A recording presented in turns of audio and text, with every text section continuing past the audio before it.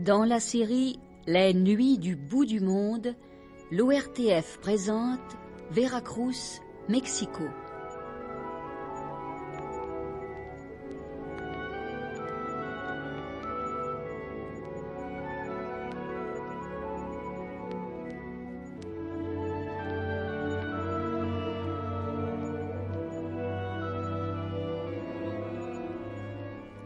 Prise de son René Cambien, opérateur Marcel Grenier, assistante Suzanne David.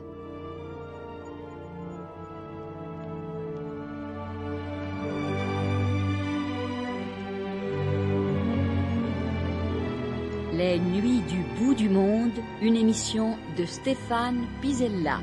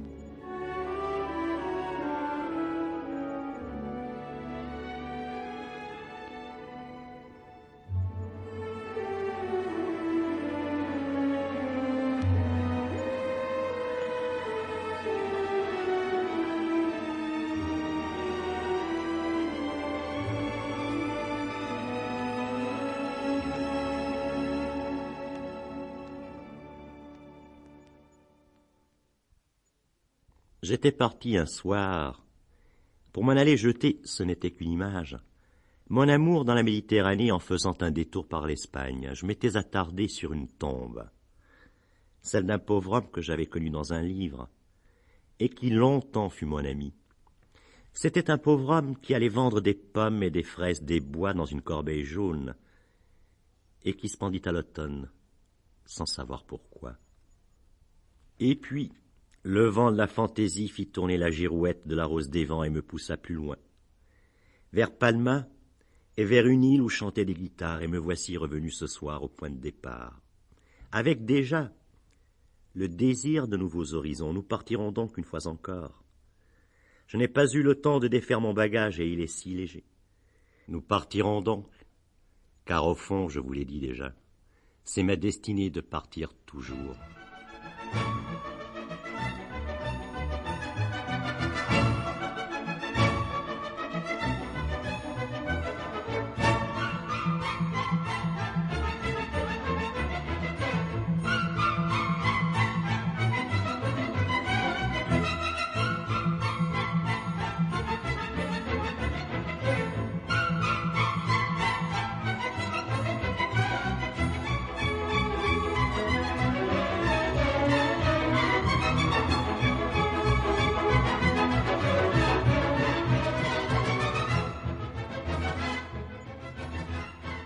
Où irons-nous?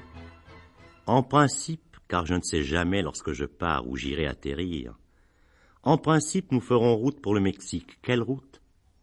Ne me le demandez pas, je n'en sais rien. La preuve, la voici immédiate. Quand je parlais de route, j'ai pensé à ce jour lointain, où je faillis pénétrer au Mexique dont je n'étais séparé que par une 40aine de kilomètres à peine. Ce jour-là vaut d'être compté, et ce sera notre premier détour avant d'aborder au Mexique.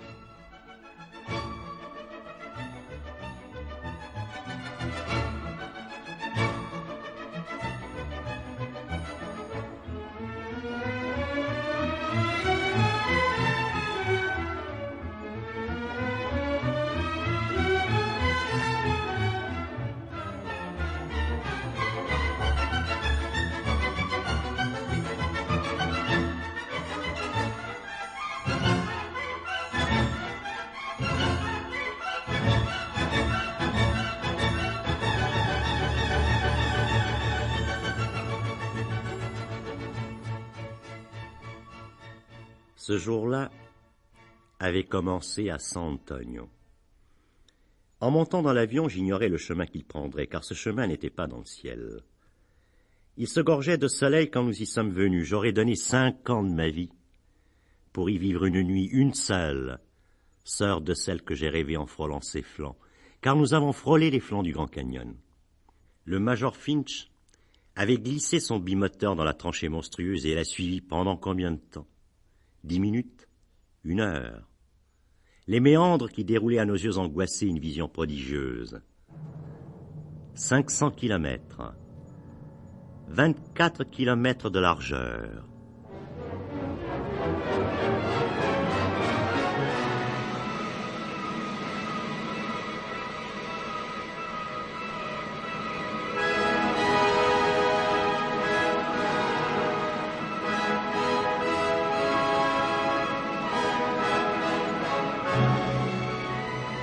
À certains endroits, le passage s'étranglait. Les ailes touchaient presque au rebord, mais Fitch est un acrobate. Il pilotait face au soleil qui plongeait en oblique dans le canyon.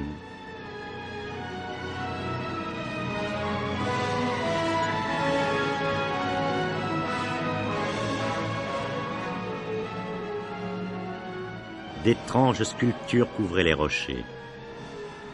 Portant à leur fête des flèches de cathédrales et des toits de pagodes, des colonnades couleur d'argile ou d'améthyste surplombaient l'abîme. Le soleil affleurait l'entrée de cavernes immenses, pleines d'une ombre bleue qui rôdait autour des statues en pierre rose. Et dans une forêt de monstres pétrifiés, où nous croyions reconnaître des chimères et des dragons endormis, semblables à ceux d'Ankor ou de Bénarès, des temples surgissaient.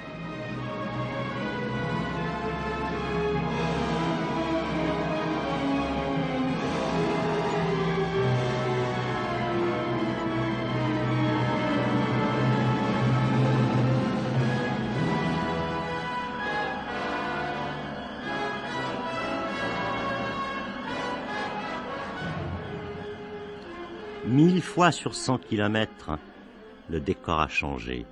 Chacun des paysages lunaires du Grand Canyon porte un nom. En les contemplant, je transposais la vision, j'écartais le soleil, j'imaginais la nuit. Le rayon froid d'une lune pleine, les ombres avec lesquelles il joue, les ombres qu'il anime pour une sarabande de cauchemars. Au pied de ces monstres que la nuit sort de l'immobilité, j'imaginais la nuit, sur le pont de la tour. Dans la suite sans fin des colonnades tordues, brisées du temple de la lune. Dans l'atelier du sculpteur ou sur le pont suspendu qui mène au château de la reine. Sur le seuil du château de Barbe Bleue, près des pierres qui pendent comme des cadavres de femmes suspendues à des crochets invisibles. J'imaginais la nuit dans le Grand Canyon à la limite du réel et de l'irréel, de la raison et de la folie. Et cette nuit-là, je l'aurais payée de 5 années de ma vie.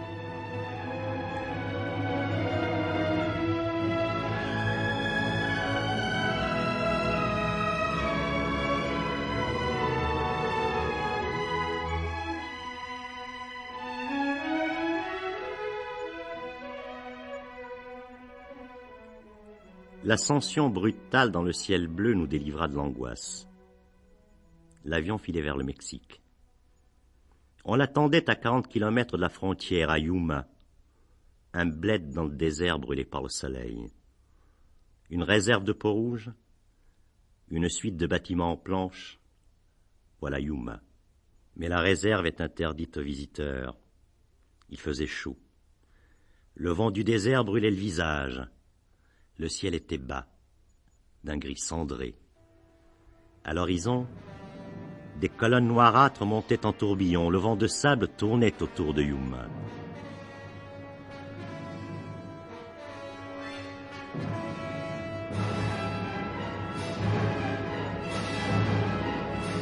Les tourbillons dansaient, se rapprochaient.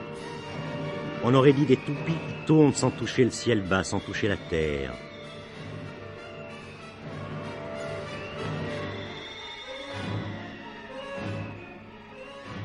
Qu'étions-nous venus faire à Yuma?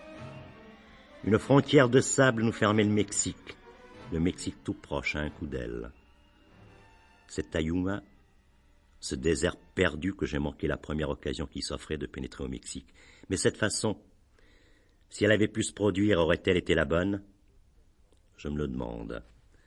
Vaut-elle l'entrée par le petit golfe tranquille endormi dans les eaux boueuses?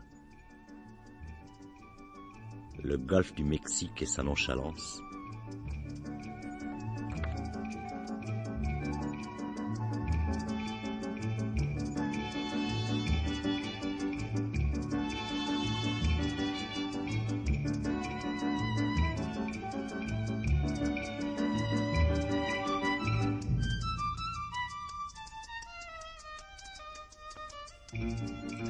Un petit caboteur au flanc décoloré a largué les amarres au coucher du soleil. Un petit cargo mixte chargé d'Allemands, de touristes cubains ou américains et de quelques Indiens. Ceux-ci, vêtus de couleurs invraisemblables, pantalons rosés, vestons vert pastel, portent en bandoulière l'inséparable transistor. Il fonctionne sans arrêt. L'air est plein de tango, de biguine, de rumba. Et la traversée est sans attrait, chaude, ennuyeuse. Mais au bout de la traversée, il y a sur l'escale un nom prestigieux.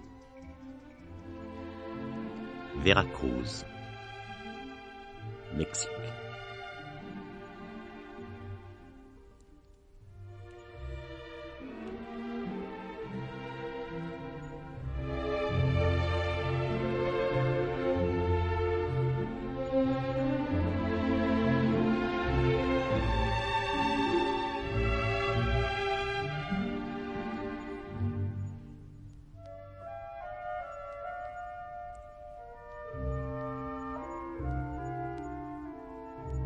Et sur Veracruz, cette mélodie, la chanson la plus populaire du Mexique.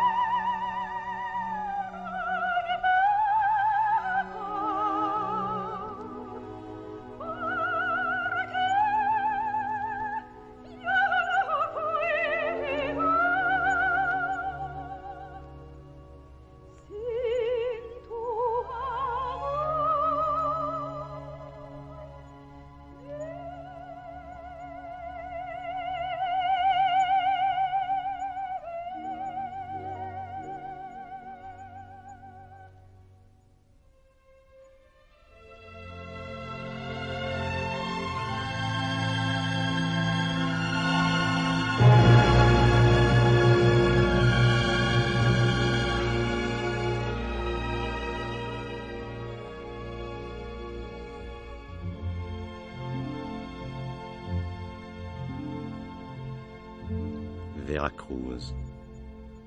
Un nom à faire rêver, une réalité décevante.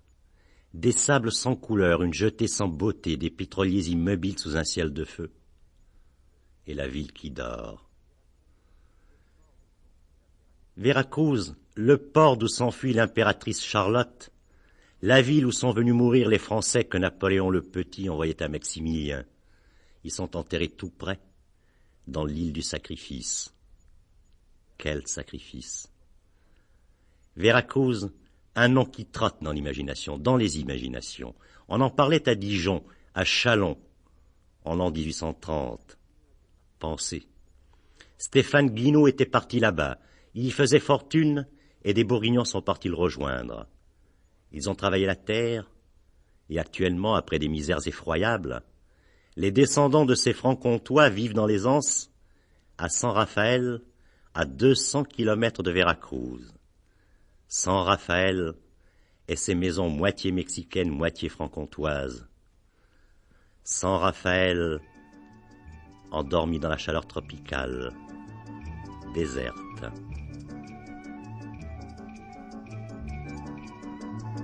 Quelques charognards qu'on appelle Zopilotou.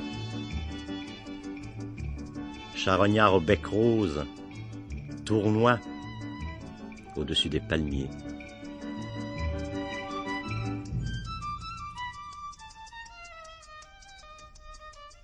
On étouffe à San Rafael autant qu'à Veracruz. Mais elle monte vers la fraîcheur, la route qui mène à Mexico. Il y a des fantômes sur cette route. Le plus étrange de tous ces fantômes que l'on évoque est celui de Doña Marina. Doña Marina. Elle a trahi les siens pour l'amour d'un homme qui venait de l'Ouest. Et la prophétie avait dit, l'homme blanc qui viendra de l'Ouest mettra le feu et le sang.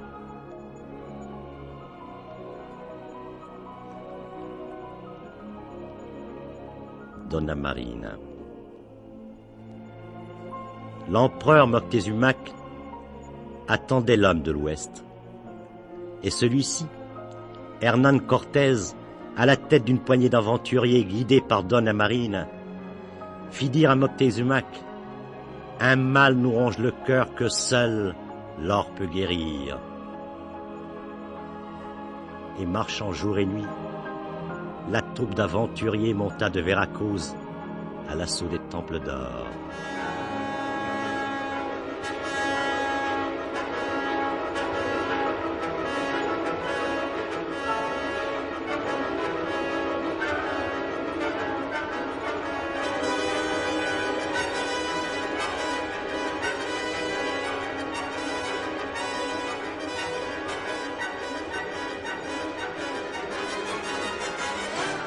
Hernán Cortés semait la terreur, ses hommes tuaient, incendiaient.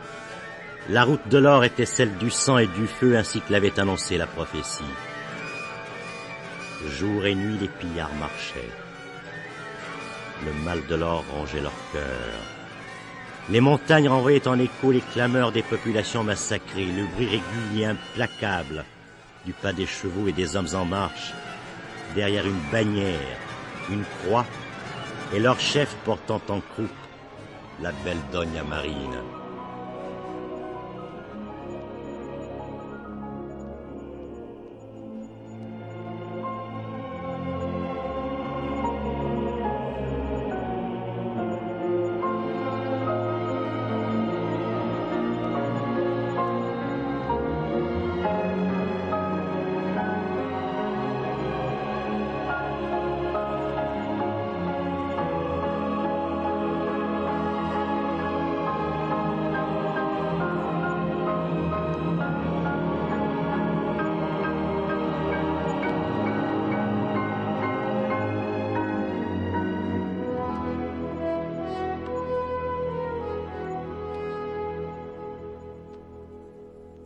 Aujourd'hui, les trains Pullman montent à Mexico par la route des conquistadors.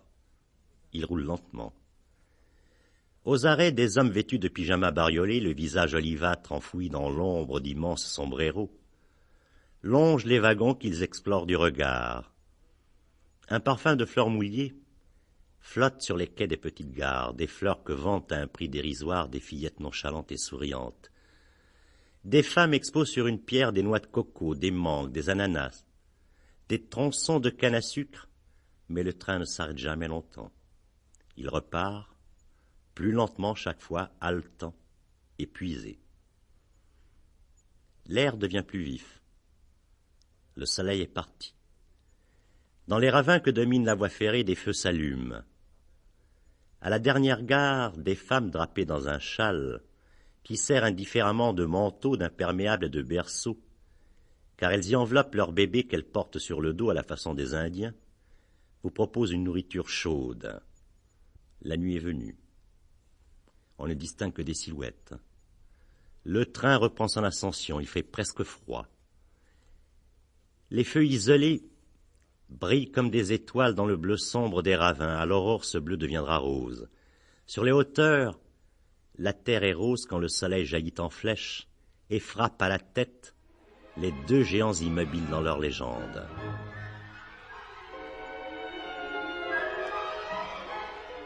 Les deux géants, deux rochers. La légende Un prince aimait d'amour une princesse, mais il était d'une noblesse inférieure à la sienne et ne pouvait l'épouser. Tous deux moururent de désespoir, et 2 montagnes sont nées en une nuit, à l'endroit où l'on enterra leur corps.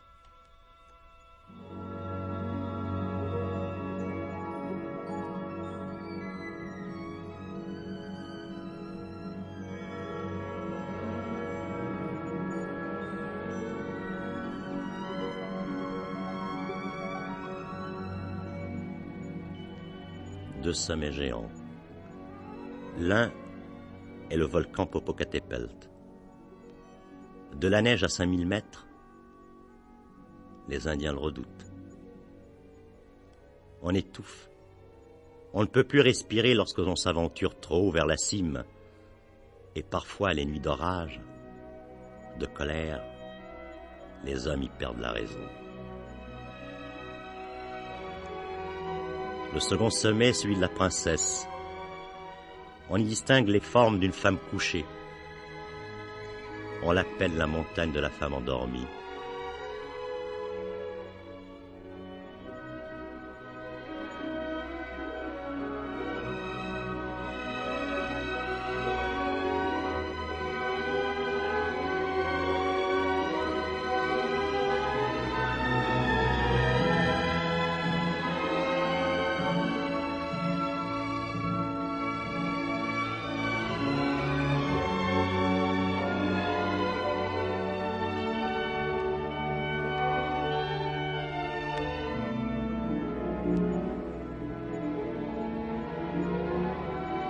Ce sont eux, ces 2 géants, qui véritablement vous ouvrent les portes de Mexico, Mexico l'étrange, la paradoxale.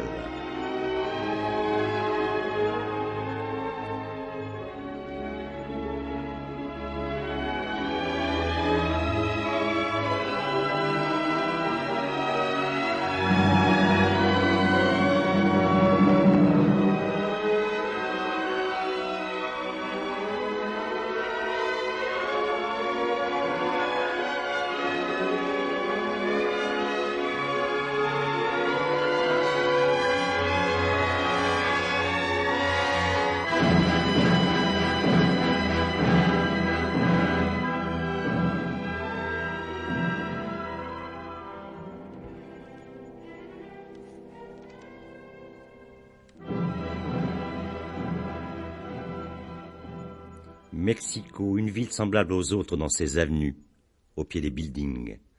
Poussiéreuse, animée, bruyante, pas très belle. Des voitures américaines qui passent à toute allure dans tous les sens, acrobatie pour traverser les rues. Chauffeurs, terreur des piétons. Vitrines luxueuses. Magasins dont quelques-uns parmi les plus grands appartiennent à des Français. Avenue de la Réforme. Place de la Constitution. Le Zocalo, quartier espagnol du temps des conquistadors. Mexico, disent les Mexicains, c'est le Paris de l'Amérique latine. Ce Mexico-là, vous le trouvez dans l'avenue Madero, imitation rue de la Paix. Foule élégante, voitures somptueuses. Les vitrines qui accrochent le plus le regard sont celles des magasins d'argenterie. L'argenterie mexicaine est très belle, artistement travaillée et relativement bon marché. Mais si vous entendez un orchestre dans les rues qui entourent l'avenue Madero, il ressemblera à celui-ci.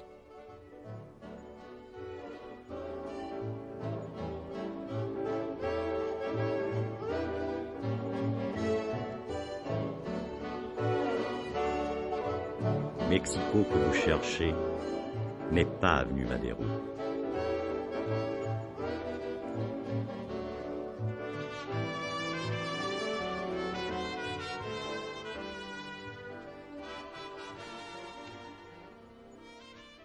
Pour trouver le vrai Mexico, il faut suivre ces enfants vendeurs de journaux de billets de loterie. Ils passent obligatoirement par la place de la Constitution, par les ruelles qui mènent au Zocalo. On y croise des femmes potelées, petites, aux lèvres très rouges. 6 individus sur 10 que vous rencontrez ont le type mongol. Dans cette population se sont fondus Aztèques, Toltèques, Totomacs et Mayas. Le Mexique est un creuset de races, mais ne dites jamais à un Mexicain qu'il ressemble à un Mongol. Les ruelles qui mènent au Zocalo sont étroites, silencieuses. Du linge bariolé sèche au balcon en fer forgé de ces maisons qui rappellent celles d'Andalousie. Le Zocalo est grandiose. C'est une vaste place sur laquelle s'élevait un temple colossal à 3 étages que surmontait l'image gigantesque du dieu de la guerre. C'est là que l'empereur Moctezuma venait se prosterner, en attendant l'inéluctable, la réalisation de la prophétie qui lui annonçait l'arrivée de l'homme blanc, venu de l'Ouest, et qui souffrait dans son cœur du mal de l'or.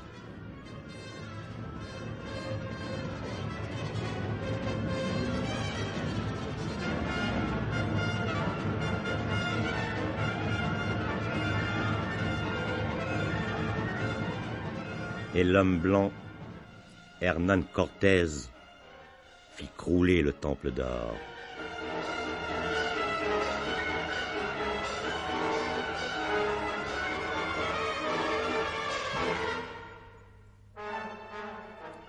Le temple fut rasé. Sur ces ruines, Hernán Cortés posa la première pierre de la cathédrale qu'il voulut monumentale, le plus grand édifice religieux du Mexique.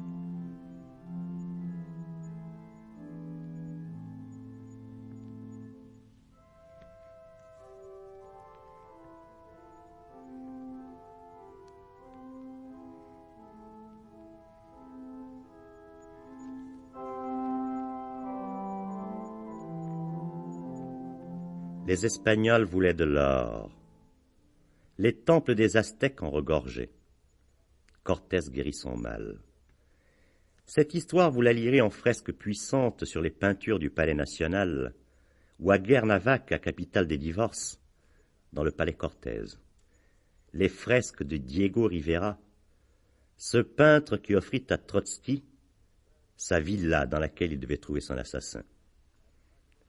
Zocalo, un fragment de l'histoire coloniale espagnole, est tout près, à une centaine de mètres, les nickels d'un drugstore.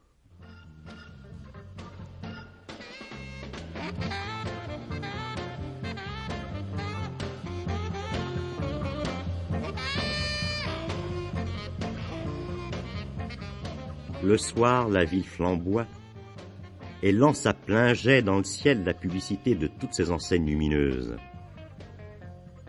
Dans les quartiers riches, restaurants et boîtes de nuit accueillent gringos, c'est-à-dire américains et même européens, et gachoupines, aristocrates et bourgeois mexicains.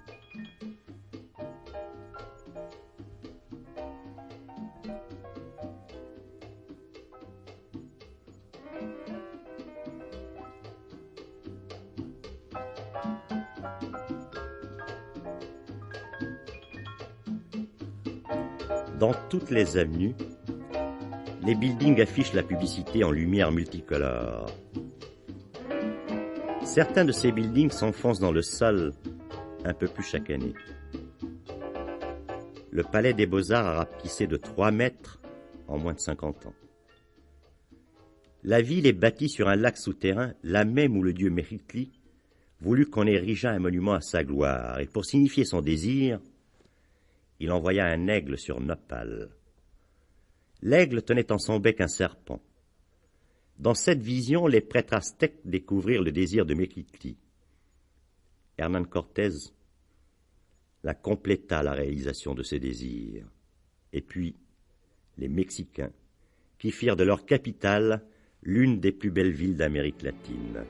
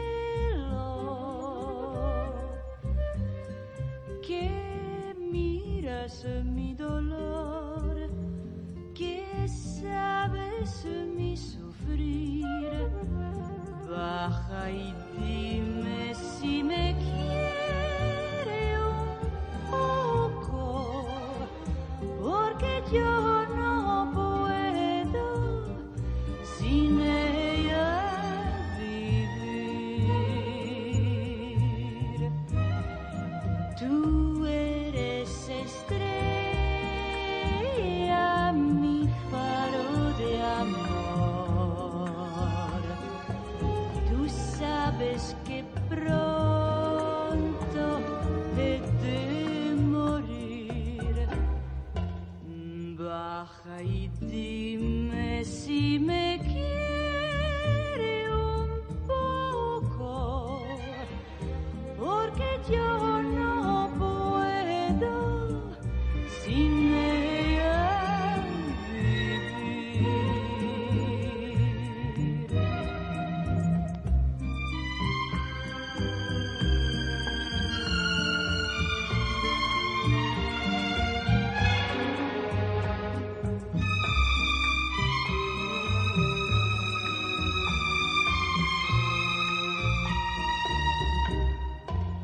Baja y dime si me quiere un poco, porque yo no puedo sin ella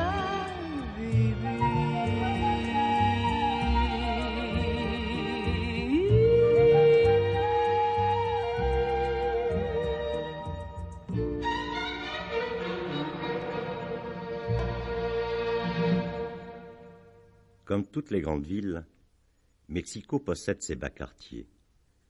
Les ruelles sentent mauvais, elles rappellent les médinas de Fès ou de Marrakech.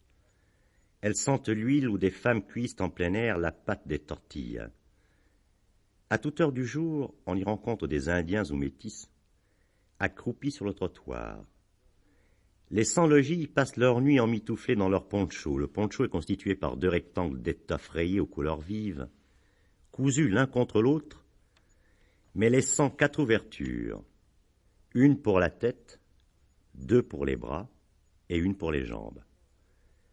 C'est en descendant vers les bas quartiers que l'on entend les refrains populaires.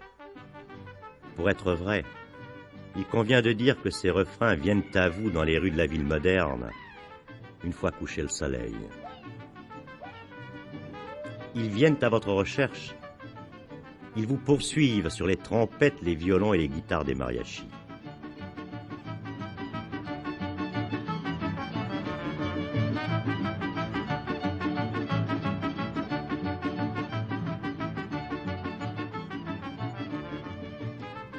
Coiffés du sombrero à bord relevé, portant fièrement leur sarape, couverture aux couleurs intenses pliée sur l'épaule, les mariachis, musiciens ambulants, vous proposent leur service. Vous pouvez les louer pour porter une sérénade, honorer quelqu'un de vos amis, de vos invités. Vous les trouvez au coin des rues à angle droit. Ils sont la grande spécialité de Mexico.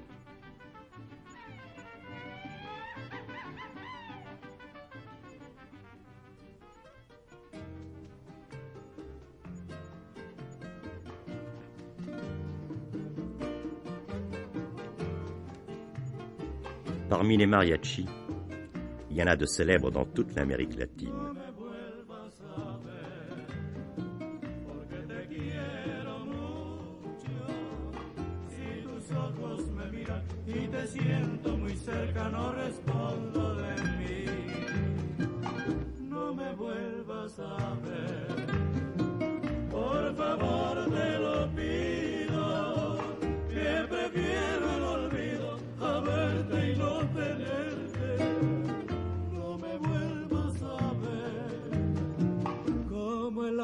Del río arrastra en su torrente a la roca más fuerte.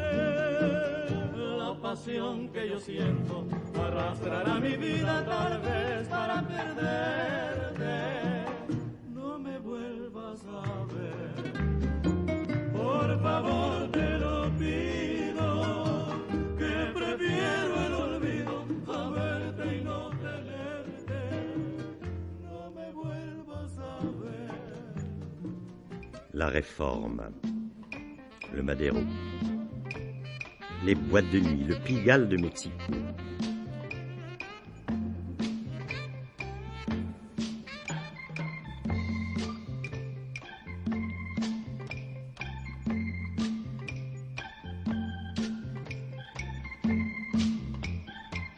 Dans la zone mal définie qui sépare les quartiers bourgeois des quartiers populaires, les cafcons de la calle Santa Maria. El día 1 de abril, jueves santo en la mañana, salió Villa de Parral, expedir una campaña.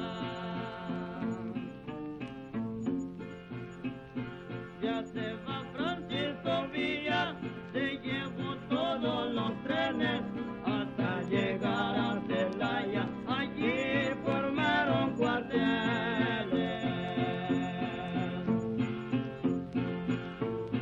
Corre, corre maquinita, sin dejarme ni un vagón, hasta llegar a Celaya a combatir a Obregón.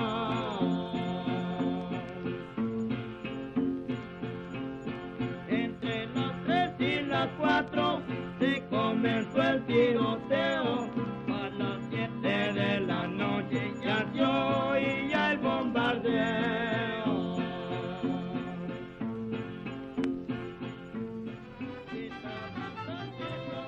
C'est dans ces cabarets que l'on entend des chansons comme celle que vous venez d'entendre et qu'on appelle corridos, et qui sont des histoires mises en musique.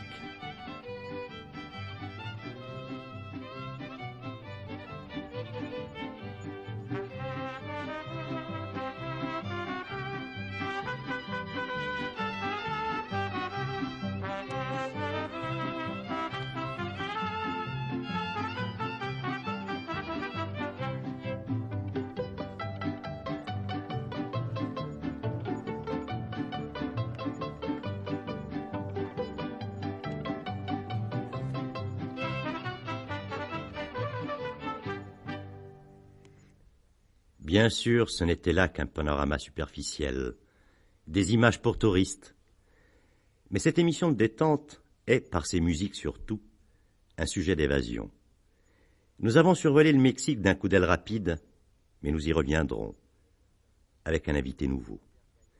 Mon ami Robert Gaillard, le père de Marie des Îles, est grand voyageur. Je ne vous en dirai pas davantage pour ce soir, mardi prochain. Vous connaîtrez le but de notre nouveau voyage entre deux chants de mariachi.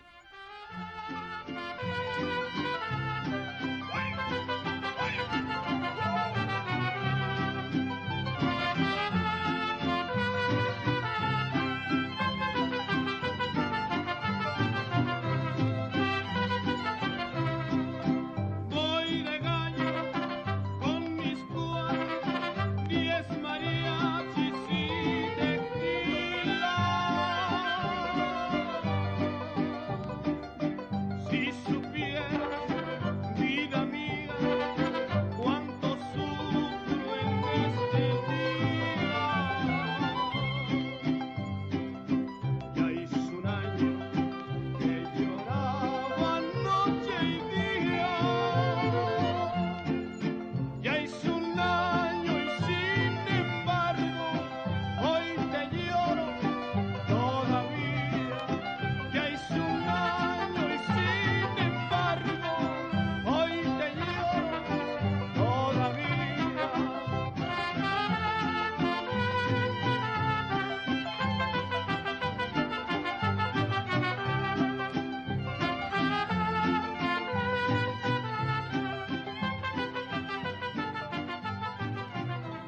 Dans la série Les Nuits du bout du monde, vous venez d'entendre Veracruz, Mexico.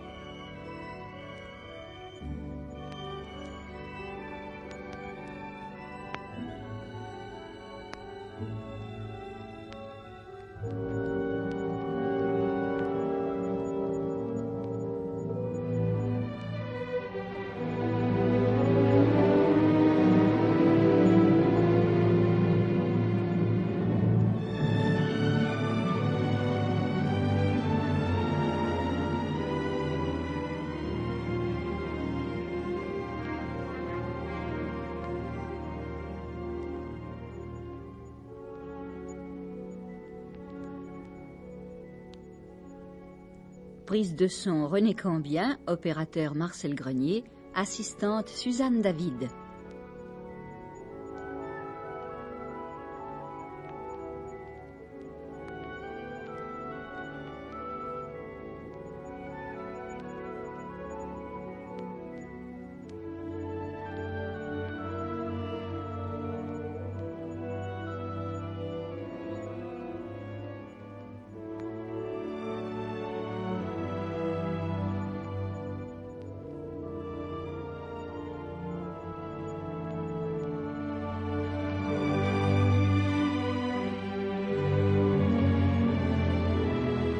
C'était Les Nuits du bout du monde, une émission de Stéphane Pisella.